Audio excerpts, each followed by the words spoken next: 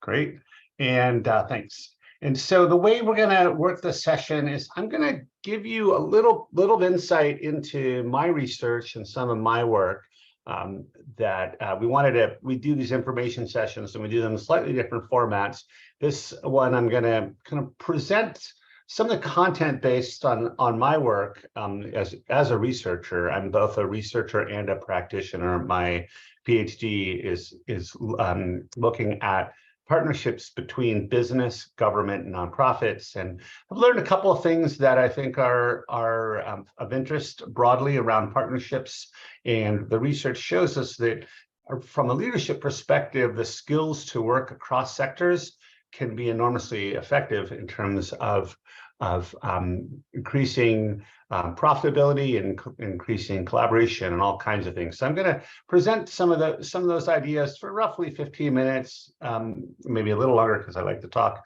But then we'll just kind of open it up and have Gavin and Herb just introduce themselves a little more in detail, and then let's have a conversation about the content, and then I'll talk a little bit about the program. And it's the webinar format is a little strange because we can't see you all. So feel free, if you have questions or like to introduce yourself, to put that in the chat. That's really helpful for us.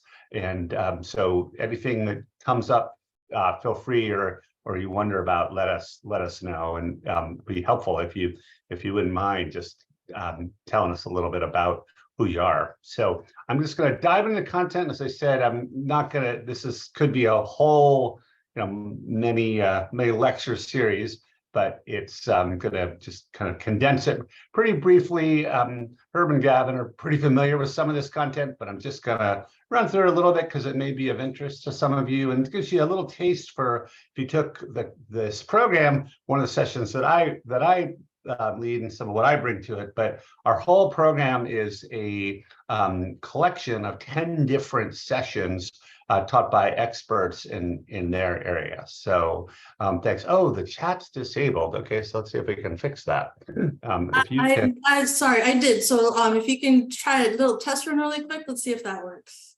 Okay, and you can also put in question and answer is fine as well. So we will see it. So great. Thank you for letting us know that. So this idea this is a contact information for us, and we'll send these around as well if you wanted to know who we are and want to get in touch with us afterwards. Katie's another one of our colleagues who helps people enroll in the program. So what I'm going to talk about is from my book, Don't Lead Alone, which is one of the 2 books we use in the program. I put it next to my favorite leadership book. I would love to think that I'm as accomplished as Kouzes and Posner, maybe someday, but we use these 2 books throughout the course, a little more heavily on the Kouzes and Posner because participants get access to my thinking throughout the program because it very much informs how we work. But these are the 2 kind of core books in this program. We don't read you, we don't have you read a whole lot, but we try to give you the best of the best in leadership. So going to give you this. We try to distill it down because we know that you're busy folks. My research is really around kind of breaking down silos between organizations and companies and nonprofits and government. So one of the things that I found in my research is that we often are working, we're working in silos, very much like grain silos. You could also imagine other types of silos, but we have information that is often in organizations contained in distinct areas that we're not sharing. Marketing and engineering aren't sharing, engineering and sales. Others are not interesting. I know Herb's deep in sales, so it'll be interesting to hear what he thinks about this, and I know his company does this differently. But part of the challenge, I think, for people and executive leaders is to break down those silos, because ultimately we need to work increasingly in these kind of environments. This is the type of environment. It's definitely not the same kind of environment it was 20 years ago or even 10 years ago. We need to use different skills. If you are a builder, you need to not just be able to build terrific buildings, but you need to be able to work with planning commissions, with citizen advisory groups, with neighbors, et cetera, in order to make your project effective.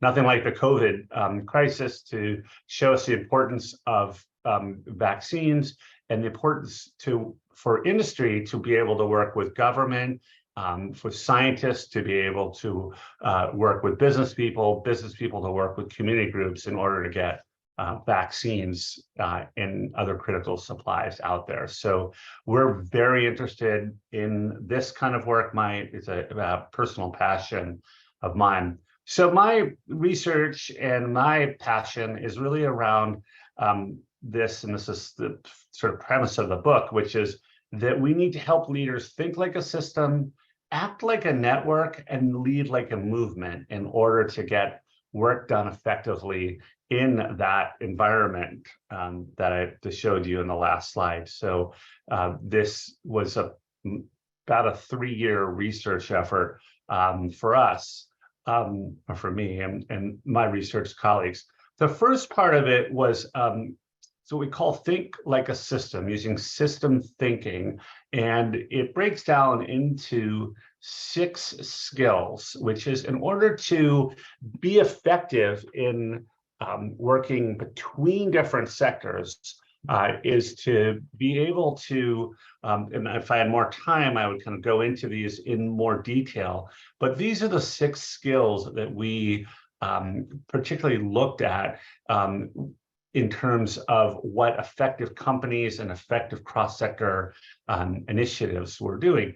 Most importantly in all this was this idea of being able to step back and also recognize patterns and trends. So often in business, we're focused on the immediate results that we are not able to step back and say, what is actually going on in this system, and how can we have a much bigger impact in terms of that system that we're trying to impact.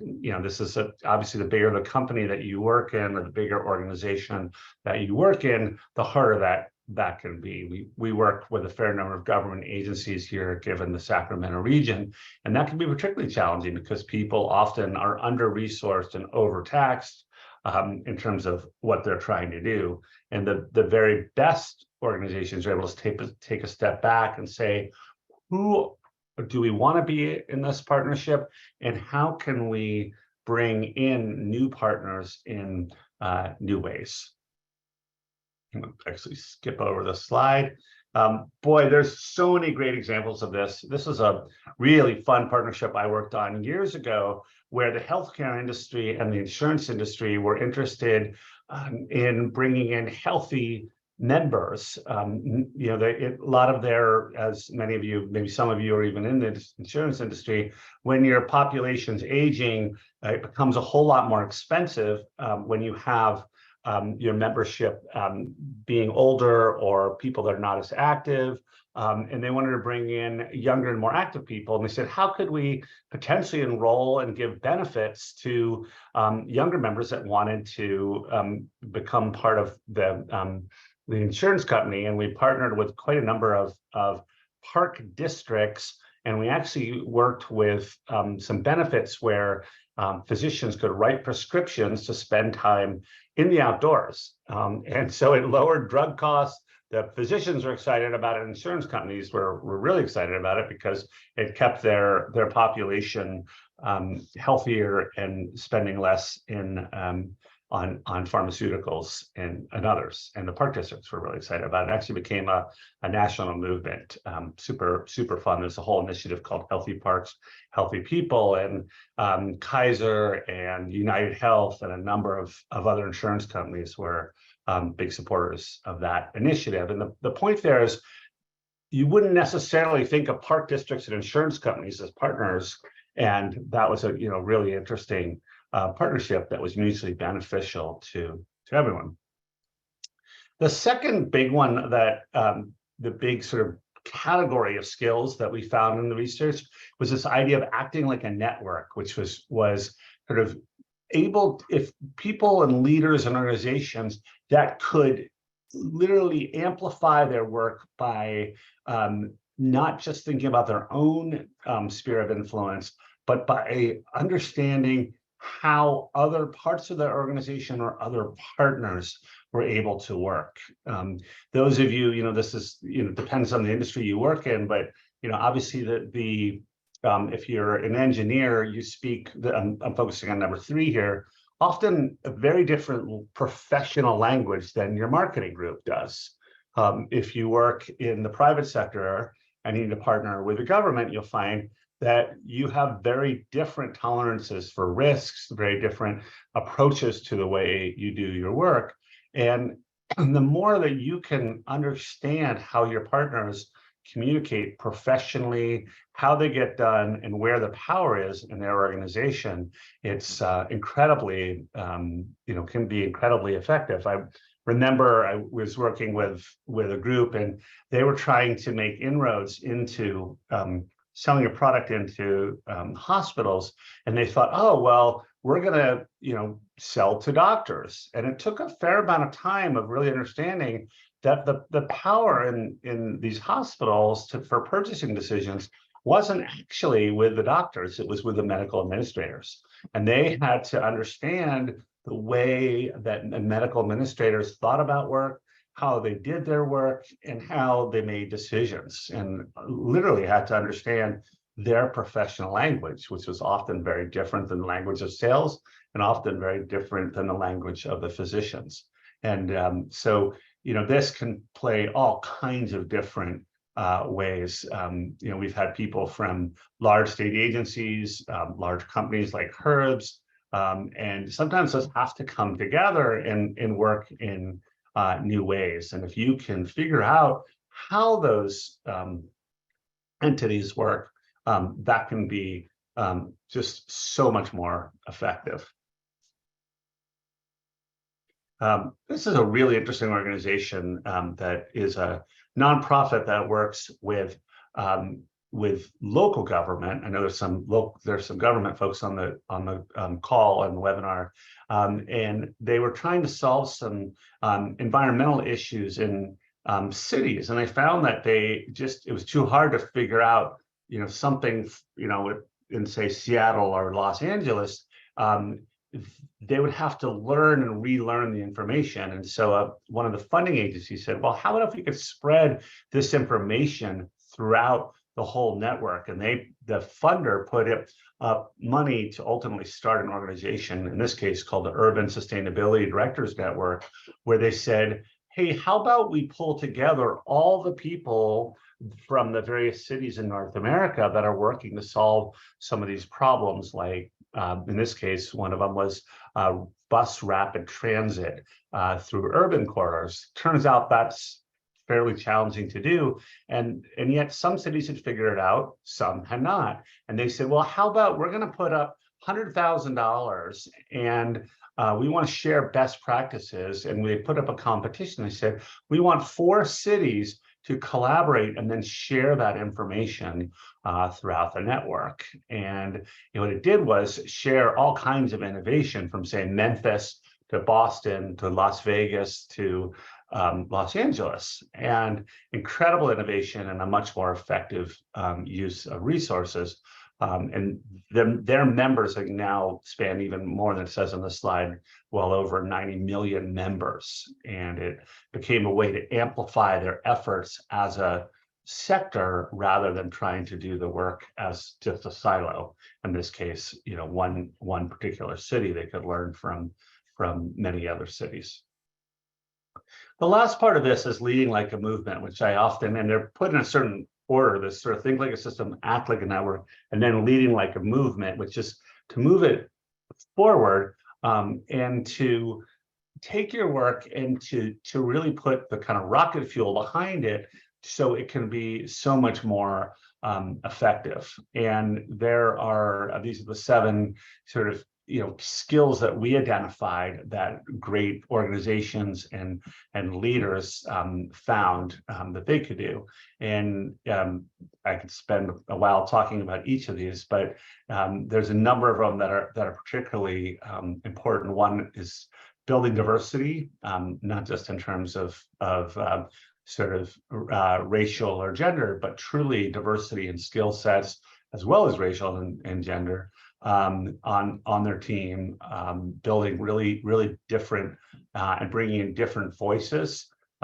Another one that was really important is this ability to manage incumbents. If you're trying to enter a new market, how are you going to manage the existing players in that market, and then helping those your company navigate the secret agendas that are often playing out that you're not even aware of, particularly through the incumbents. Another one is number 4, is often saying no, being incredibly focused in what you do, and saying yes to fewer things, and no to more things, so you can be more focused. Which, if you've ever taken a class on organizational strategy, the essence of business strategy is to be more and more focused on fewer and fewer things. Lots of great examples. I often draw from some of these. I think one of my favorites is REI, since a lot of people love to shop there. I don't know if anybody, probably some of you remember, a number of years ago during the pandemic, REI said, we're going to close down on Black Friday. We want people to go outside and instead of shopping. And what happened was initially people said, what are you doing? You're crazy. This is the biggest shopping day of the year. Well, it turned out that people actually resonated with that message, and they got millions and millions of dollars of free advertising because it was resonant with their brand. And they actually said, we don't want to be open. We want our customers to be able to go shopping the rest of the year, but on this day they should spend out their time with their families and enjoy that time after Thanksgiving to continue that holiday and spend time outdoors. Our store's always open. It's online, so we'll put specials up there other days, but we actually want you not to shop, but we want you to be outdoors, which I thought was fascinating. Similar examples, Patagonia is a clothing manufacturer you may know, and even Zoom. A longer conversation, which was a really fun one to look at, is why do so many of us use Zoom now? When before the pandemic, Skype was the dominant player, which is now as owned by Microsoft. But where did Zoom come from? Well, it's actually a story of acting like a movement, and leading like a movement, which I'm happy to tell you if you enroll in the class. So a lot of lessons there, and happy, if you take the class, you get the books, so you can learn more about this. Here's another great organization that was a group of run by the woman on the right, who was interested in changing the representation of Black Americans in the outdoors. She was an avid hiker, avid outdoors person, and didn't find people that looked like her in the outdoors. And she started with a blog, turned into a meetup group, and now has become a national movement, and just developed a partnership with Oprah, as you can see on the left, and a clothing line specifically targeted at Black Americans who want to enjoy the outdoors. And the story is a movement building story that have aligned sort of the values and her brand and the brand that she's trying to create, and act like not just a traditional brand, but saying we are part of something much bigger and much more powerful, and tying her brand with Oprah's brand and her clothing line. And it's been very successful. If you're a hiker, I would encourage you to check them out. So anyway, I just gave you the book report in about 15 minutes. There's a lot more in it. If you're interested, you can go to our website or take this program where you'll get a copy of it. So I'm gonna sort of stop here, and I'm not gonna share that yet because I wanna bring in Herb and Gavin into this conversation, so you don't just hear from me, because part of the benefit of this program, part of the reason I love it is our coaches, our instructors, and mostly our participants. So what I would love to do would just ask you, Gavin, to start, just kind of introduce yourself and your role in the program, and then Herb, just introduce your professional role, a little bit more about your impressions of the program and kind of what you do in your daily life. And then I'd love just to have a conversation about some of just what I discussed. Feel free, by the way, to disagree or agree or not, but I think it would be helpful if you just introduced yourself first. So Gavin, turning it over to you. Great, thank you, Cleve, and I'd love to hear about the work you're doing with your book, and that this is such a big part of the program. So the role that I play as a coach is to help you with your debrief of a 360 assessment. And for those of you who may not know what that is an assessment that is sent out to your manager, to your direct reports, to your coworkers, and you're evaluated on 30 learned behaviors. And I use the word learned because everyone can learn these things. And you're assessed on how often this is observed by the people that you work with. And this can be a very humbling and empowering experience at the same time. You also have an opportunity to evaluate yourself. And that is truly where the work comes in as a coach. Some of you may be rating yourselves a lot lower than how other people are evaluating you. And so this is a great tool to be used to help you understand what you're not recognizing in yourself. And adversely, if there is an opportunity where you're rating yourself higher and others are not seeing this come up in your assessment or how they assess you, that is also an opportunity to work with you and helping you communicate that better. So we have 2 hours together, and we'll meet soon after the 360 has been given back to you and talk about those results. And it's a wonderful opportunity to really get a temperature check of how you're being perceived and recognized in the organization. So yeah, and I'm happy to answer any questions about it.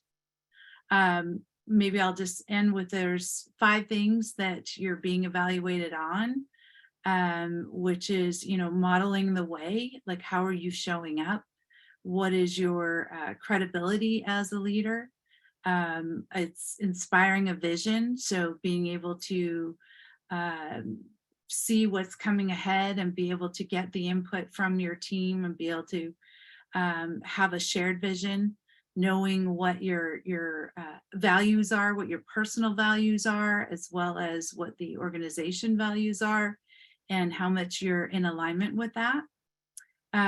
It is, what is the third one? The third one, challenge the process. So being able to take initiative and finding opportunities to create a standard and hold people accountable, and allowing others to be empowered to question the process and to contribute that way. The fourth one being enable others to act, again empowering them with autonomy and how they approach their work. And then the last one is encouraging the heart, which is all about how do you recognize your teams, and what kind of processes do you have in place so that there is ways to share stories about the success of what's going on in the organization and with the people that you're working with. So it's a great assessment, not anything that you should be afraid of, but to embrace as a wonderful tool to work from. And we use it all the time.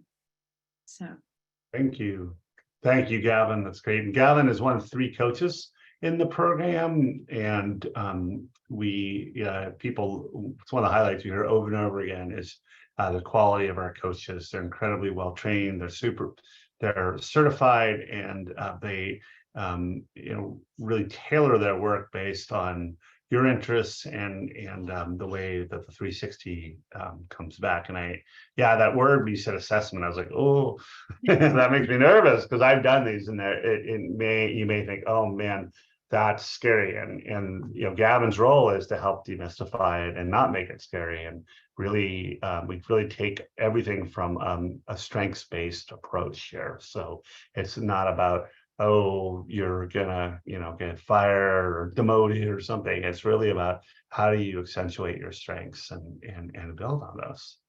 So kind of shifting roles a little bit. Herb, as you mentioned, was a participant in our recent cohort, and love to hear your experience, and maybe just talk a little bit about what you do in your day job, because it's very to us. Yeah, absolutely. So once again, Herb Collier, Director of Inside Sales at an automotive software company by the name of All Data. We are owned by AutoZone, so a fairly large company. And in my department, is Cleveland really started to kind of talk through the methodology, right? In the Don't Lead Alone book. It really resonated with my group, right? So I run a sales team, but I'm also in charge of our sales training department as well, right? So a little bit diverse in terms of the approach to those two things. And you mentioned the word silos, right? And sometimes just based on agendas that the different departments might have, right? You can create silos, right? So that's where the communication structure starts to come in. And within my department, I have 55 folks, right, that are reporting directly or bi-directly to me. So a lot of responsibility on the day-to-day, fast pace, right? The automotive industry is ever changing and ever growing. So as we started down the journey of this executive leadership class, very timely, number one. Number two, when you start thinking about how we need to keep up with trends, and you start to talk through trends, Cleveland, right on time, right? So I'll just take electric vehicles as one of the number one things, right? Ever changing, growing, right? And so with that being said, our industry is having to start to keep up with that. And so the folks that were in the class with me, I had 11 other peers that were in the class with me.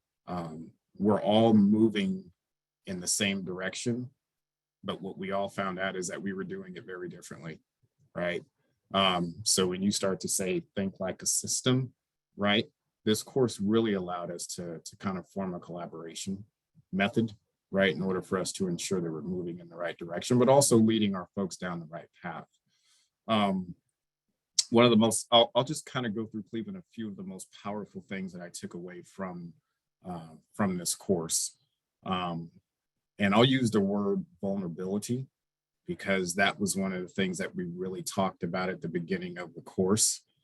You've got to, I'll encourage everyone that's on this webinar, be vulnerable, right?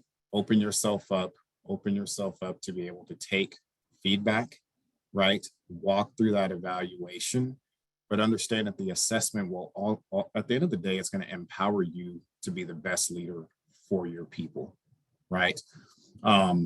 Resources is another word that I wrote down, right? It really helped us all understand that we're all a resource to each other, but the communication structure has to be there on a more frequent basis. Collaboration, same thing. We've got to continue to collaborate. I've got to understand your language, right? You've got to understand my language. You started to talk through that. The coaching sessions, I will tell you, Cleveland, were incredibly enriching, refreshing, and powerful, because I'll just kind of use this phrase, and I took kind of the two-lensed approach, right? There's how I look at it, and Gavin, you just said it. It's how your folks are looking at it, or your peers, how are they looking at it? And that LPI 360 assessment really allowed, and you started to talk through this, I think on the second or third slide, taking a step back and just reevaluating, right? That was probably one of the most powerful things for me to be able to understand it's not about what I'm saying, it's about seeking the feedback to ensure that I'm having the right impact to the folks that I'm responsible for on a day-to-day basis. So incredibly enriching, incredibly empowering. It helped me understand that there are different styles of approach that I can employ on a day-to-day basis. But it's really been keeping me, even since the class, I think it's been about 6 weeks now, Cleveland, just in this assessment awareness phase is what it's really allowed me to do. So can't thank you all enough for the ability to kind of walk through what I've taken away from this, and hopefully that starts to resonate with the folks that are in this class currently. So I'll pass it back to you.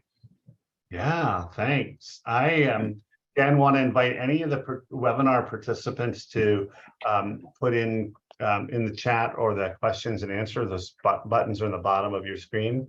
And if you have any questions for any of the four of us, feel free, because I'm gonna, at the end of this conversation with her and Gavin, I'm gonna go through some logistics of the program.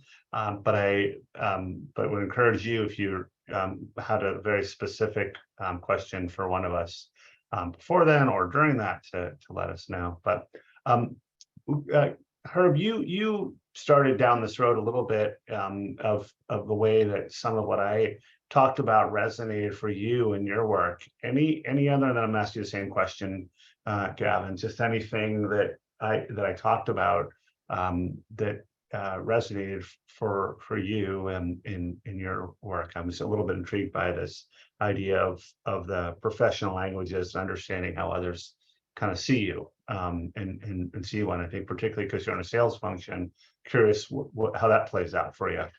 Yeah, that's a great question. So I'm in sales, right? So I work in 30-day cycles, right? Mm-hmm. And that's foreign to a lot of folks, right? Particularly if I go talk to one of our software developers on our IT side, right? He works in what we call sprints, right? So he is putting the content together inside of our software program. I'm working on a number deadline that I have to hit in a 30-day cycle, right? So I'm incredibly dependent upon our IT folks, right? But there might be a different lane of urgency, right? That starts to come up depending on the day, depending on the time of our what we call our fiscal periods. So how I deliver what I may need from him or her is incredibly important, right? So what I really took away from the class was that the communication structure that I have to provide in terms of the environment of that communication has everything to do with the outcome, whether it's achieved or not achieved, or if I have to go start over from scratch, right? Sales folks are pretty passionate, right? There's a lot of emotion that's tied to, because of our personalities, we've got to get out there in front of folks. IT by nature, our folks here at AllData, they're a little bit more introverted, right? So, understanding the thinking style before I go ask for anything was something that I really took away from one of the courses that we had gone through during the class. And that was just peeling the onion back and doing more discovery, asking questions before I start requesting anything from anybody. And that was, I think we went through that maybe the second or third class, but that really just that discovery facet really helped me understand what folks needed from me so that I can end up actually helping myself at the end of the day.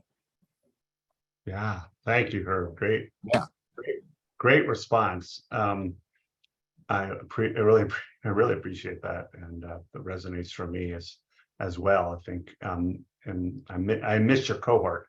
It was such a great group of people, and you could feel that tension sometimes. I appreciate you giving voice to that. Gavin, before you answer your question, we just received a really good question that you may even be able to riff off of. But I'm going to just answer it. I'll read it aloud and then start to answer it, but you may be able to answer it as well. Which is, the question is, I'm a small business owner with 86 full-time employees. No one needs leadership training skills more than me. Having said that, every leadership program I've ever sacrificed to participate in, it's an interesting word, I agree with that, is heavily focused on teaching skills that are largely biased towards large organizations. There's some skills that cannot be applied in my environment, at least not right now. How is our program different than other programs? And I would say that I think the difference between some of the programs that you've been in is that we are small and we are tailored. And we typically, the program that Herb went through was a custom program for his company. But most of our open enrollment programs are about a third of people from larger companies, about a third from government, and a third from small businesses or nonprofits. And I think because we're here in the Sacramento, Davis region, our economy is really a mixture of all of those. And I would say that we've had people running very small organizations and very large organizations, and everyone in between. But we try very hard to make the principles apply to companies from a variety of different, and organizations of a variety of different sizes, just by virtue of the cohort that comes in, by virtue of the fact that we are here in Sacramento, which is so very different. You mentioned Stanford in your comment, and we don't like to use that word. I'm a 3-time UC graduate, so no, I'm kidding. But it's just very different in Silicon Valley, and so I think we really work. The company I own and run has 15 employees, so that and once things get much bigger than that, I want to move on and sell it or change it. So I tend to be very biased that way too, but I also have a lot of training and experience working in bigger companies. So we work really hard to be open and flexible to different leadership styles and people in different industries. Gavin, any thoughts on that? Because you worked with a lot of our participants. Yeah, and I've worked with a lot of people, period. I've been coaching for about 17 years. And one thing I will say is that the themes generally bubble up as being the same. And that is, understanding who you are as a leader. What is your authentic leadership voice? And what is your leadership philosophy? And how is that being communicated with others? And whether you're running a large organization or a very small one, it really does start with finding humility and being able to take that step in and really look at what it is that's important to you and seeing if that's in alignment with other people. So looking at, everything that we're sharing with leaders in this program, it's not a cookie cutter. It's really tailored to how you interpret your own needs, and you also learn from everybody that's in the group. And that's one of the things that I've gotten back as feedback, is how much people love to learn from the other people that are participating. And you become your own little tribe. And these, folks, some of the folks I've kept in touch with since I started working with this program, and they're still in touch with people in their cohort. So those relationships will deepen and continue. So it's a wonderful program that you can take and apply it to bigger things, to your teams, to yourself, and use it effectively. A lot of good stuff. Yeah. Great. Anything particularly resonate for you from the research that I shared that has kind of come in your experience there, Gavin? I just want to bring you into that part of the conversation. Yeah. So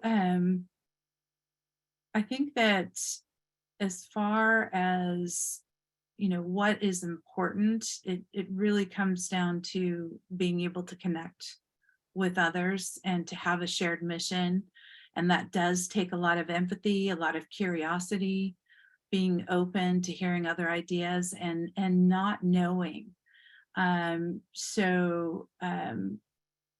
a coach, this is one of the things that, you know, I'm constantly working with people is how to identify the systems that people are a part of, and, you know, how they're showing up in those systems and how they're influencing the way that they're communicating. So yeah, it's, you know, the idea of being able to, you know, work as a system, but also lead like a movement, really critical, because this is how we move forward. Yeah, perfect. Thank you. You know, the person who put in that comment used the word sacrifice for leadership training, and I really like that word. It really resonated for me because I always feel like our most valuable asset as leaders is our time, and I think sacrifice is a good one because it's from by the time most of us are at this phase of our career journey, that is our limiting factor. So I'm curious, Herb, any thoughts about was the sacrifice worth it? And how would you answer the question that was Yeah. posed? Yeah, no, great question. A balancing act for sure, right? There was a lot of competing priorities. I'll be completely transparent with that, but you know, there was the commitment mentality and walking into the course, right? I was extremely excited about the journey of it, but as we really started to get into the model the way segment, right? That became more of a kind of a top-down moment for my group, right? Because you know, there's a lot of dialogue within our organization about professional and personal development, right? And so being able to go back to my team and help them understand that I'm walking through that as I'm giving them that dialogue, right? Resonates. You're modeling the way, and it does take commitment. It does take sacrifice. The end game was really what I talked about with my group, and the end game is that I'll be a better leader for them in sacrificing the time, right? So now conversely, when I say top down, bottoms up, now you have folks that are now interested within my own department that are willing and wanting and aspiring to go through these types of courses, right? Based on the experience, right? So the sacrifice was so worth it, right? It gave me so much more to talk about in a lot of different lanes with my folks. But more importantly, Cleveland, what it gave me was the environment of just eliciting feedback, right? Which gave my people the right voice to tell me what they needed from me as a leader. And that is just so critical kind of moving forward as we start to grow our company at a bigger and more international facet as well. One of the things that was fun about your cohort is that you had people that you supervise as part of the cohort. I don't know if you had I can't remember if you had your bosses in there, but you were the boss, and that, so the word you used, vulnerability, was an interesting one because you had to be vulnerable in some new ways. Yeah. One of your supporters. Yeah, and that's probably not normal. I think Lenora had that as well with Dave.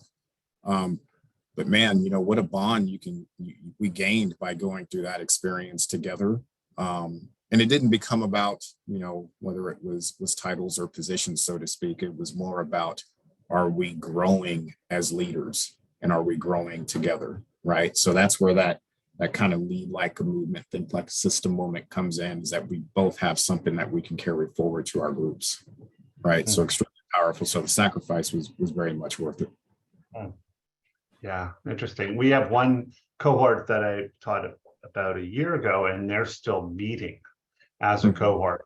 They pick the first, I think it's the first or second Friday of the month, and they meet on Zoom for an hour just to stay in touch and just to share lessons. And I think it's one of the most valuable things because it can be lonely to be an executive leader.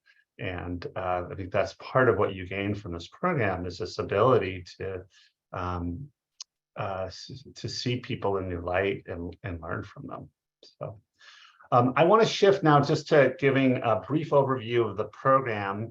And again, if you have any other questions, please put them in Q&A. I want to make sure we respect everybody's time and end on time. But I'm just going to go back to screen sharing for a moment. And just in case you don't have this information, I'm just going to review a couple of the kind of core parts of the program.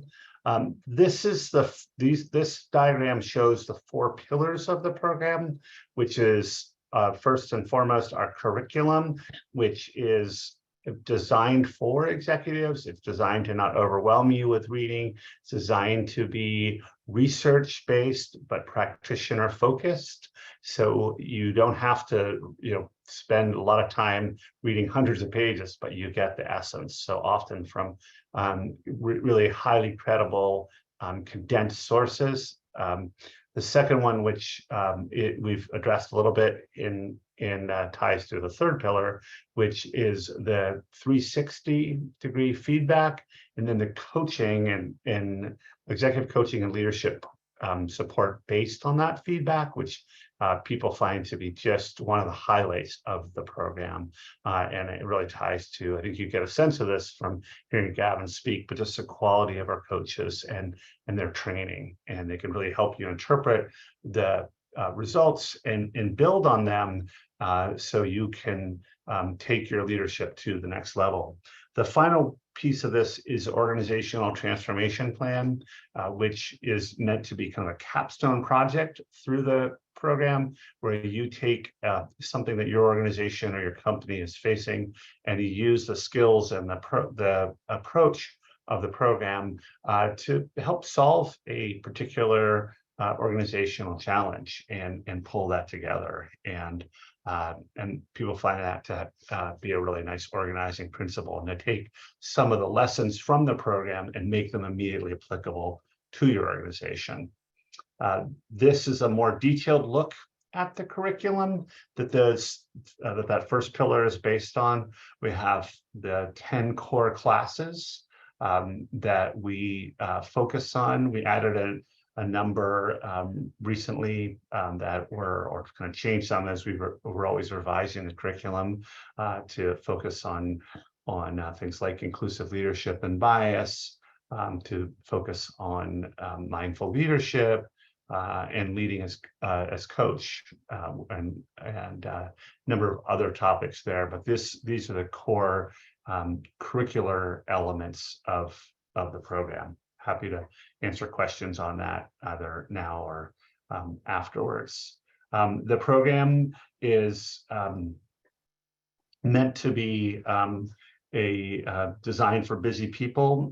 We're considering it's used to be all in person, and then we went to all Zoom, and we're considering, and we're still revising this even for this next cohort, about offering some in-person elements to it. But the important thing is it's cohort based, and if it's intended for you to, this is not a pre-recorded session. The cohort part of this, the live synchronous experience, is meant to be really important part of this. And if you're incredibly busy and you don't have time for this, it's not the right time, because this, as Herb mentioned, is a time commitment, and you won't be able to get out of this enough if you're too busy. Having said that, for most leaders, you never really have the time you want. So this is something we encourage you to set aside the time for. These are the logistics. This starts in about a month, so don't take too long on this. We have somebody asked a question about size. The program is the cohorts are typically around 15 to 20, and we like to keep it small and focused, so you get the individual attention that you deserve in this. I think these are the core pieces that I wanted to share, and I know that we will follow up with you with contact information. I will put my email in here in case you have, and I don't know if you want to do the same, Lupe, in case you have questions for me, but very happy, I think Herb can attest to this. As a director, I'm very approachable. You have in the program, you have my email, you have my cell phone number, and throughout the program, I'm the common voice through it, but we bring in subject matter experts throughout it as well. So it's a nice mixture of I carry the sort of thread and the narrative and teach some of the sessions, but we bring in people that are really topical experts in certain areas. And then of course we have the coaches that have a very different training and certification than I do, and they work with you on their areas. And as I said, Gavan is one of 3 of our incredibly talented coaches. So we have about 4 or 5 minutes remaining. Just want to, I see there may be another question here. Yes, somebody, yes. So feel free, this is a great piece, and I'm going to ask you one final question, Gavan and Herb, just for your piece of advice you would have for people undergoing a learning journey. So just give you a moment to think about that as we close. One person asked if there were course assignments, and if it's graded. This is not a graded course. This is for executives, so no grades. I give everybody an A, and no, you don't get graded. And we do expect you to keep up on the reading, and we expect you to attend all the sessions, and we expect you to complete the organizational transformation plan. We help you along that way, and the commitment is beyond the class is meant to be about an hour to 2 a week, and you can go deeper. We'll always give you more resources, but it's we know most people are pretty busy. So the goal here, this is not a traditional academic for credit class, so you don't have to feel like you're gonna have that kind of pressure. So great. I think I'll just leave the question and answer and chat open, but in closing, just want to make any last words and advice. And Lupe, feel free to contribute as well. I know you've been in the background making sure that we answer questions and others, but feel free if you have to share. I don't know if Gavan, you want to kick off any words of advice for a leadership journey? Yeah, just if you do decide to come on board, that, congratulations and taking that step and focusing on your development. And I will say, as a coach, everything that is shared with me in our sessions or with the other coaches is confidential, including the assessment. It doesn't get shared with other people in the group. It is completely private. So it's a wonderful learning journey, and if you're ready to come in and to learn and grow and expand your leadership capacity, we'd love to have you on board. Yeah, thank you. Yeah, Herb. Yeah, no, thank you. Well said, Gavan. Right, if you're looking to expand on your leadership style and thought process, definitely this course will give you that, right? And if you're interested in being, a better leader for your folks, and the one thing that we didn't talk about, Cleveland, was also developing leaders as well, right? This course outlines a lot of that as well, right? So I think it's kind of a 2-pronged approach. You're developing yourself, but if you're responsible for developing those around you, there's a lot of resources within this course that'll give you that. Wonderful, thank you. Great parting words. Lupe, anything from your side of the Zoom screen? I do miss your cohort, Herb. That was a really great one. I got to sit on there for a couple days and a few hours here and there, and it was really interesting listening to everybody speak. And I was there for the presentations, and that was so incredibly it was inspiring. And then some of the things that were happening too got me thinking, and also inspired me to try to be a leader in my position as well too. But yeah, I was glad to be part of that. Thank you. Oh, also, you can also, I put in chat, reach out to Katie Orton. She's the enrollment coach. So if you're interested in enrolling, you can email her or give her a contact. Her phone number is on the website as well, and she'll be happy to answer any questions you may have. Wonderful. Well, thank you all for joining us. I know I know it's a busy day and end of a work day for people, so thank you for taking the time. We'll also make this recording available to you and spread the word, because we will be closing enrollment at the end of this month. A huge thank you, Herb and Gavin, for joining us. I know that this is a big commitment of time, so thank you for sharing your experience and giving back to future leaders. So with that, I think we'll end the webinar, and just again, thank you everyone for being here, and hope you have a great evening, and reach out if you have any questions. And again, thank you, Gavin, and thank you, Herb. Right.